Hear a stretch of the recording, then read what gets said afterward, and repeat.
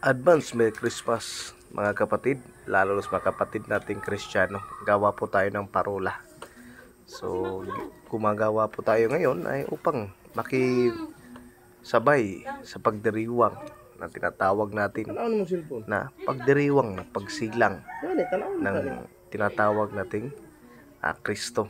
Kung saan, pag ikay Kristiyano, lalo na kung ikay Katoliko Romano, ay tuwing Pasko ay lagi nating ipinagdiwang yung kaarawan ng kinilala nating Panginoong Kristo. Dahil dyan, siyempre, pinakamainam kasi sa tuwing Pasko ay maari nating makapiling ang mga mahal natin sa buhay. Okay? Pagkatapos din po, hindi po importante na marami kang handa o masarap yung pagkain mo sa araw ng Pasko.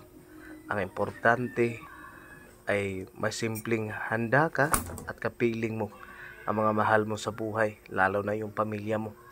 At kahit kung malayo man, dahil nag-abroad ang nanay o nag-abroad yung tatay, kung wala yung mga magulang natin, pwede pa rin natin madarama ang diwa ng Pasko. Dahil nasa millennials na tayo o makabagong panahon na tayo, pwede naman tayo na mag-video call sa ating mga mahal sa buhay para madama naman natin ang diwa ng Pasko.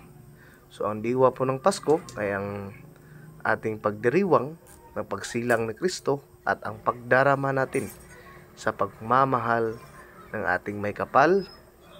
Kaya niya ibinigay sa atin ang kanyang natatanging anak upang tayo mailigtas. At maliban doon, madarama din natin ang diwa ng Pasko kung ramdamin natin o dadamhin natin ang pagmamahalan, lalo na pagmamahal ng ating mga mahal sa buhay. Maanak man natin, kapatid, nanay, tatay, lolo't lola, o mga kamag-anak, mas mainam na kapiling natin sila. At kailangang maging masaya tayo sa araw ng Pasko. Mga kaibigan, ito pong tagapaglingkod nyo, Karunungan ng Diyos, Ikitinit Martial Arts. Ito'y frame pa lamang po, forma pa lang, at kalaunan ay makikita nyo kung paano natin pinapos.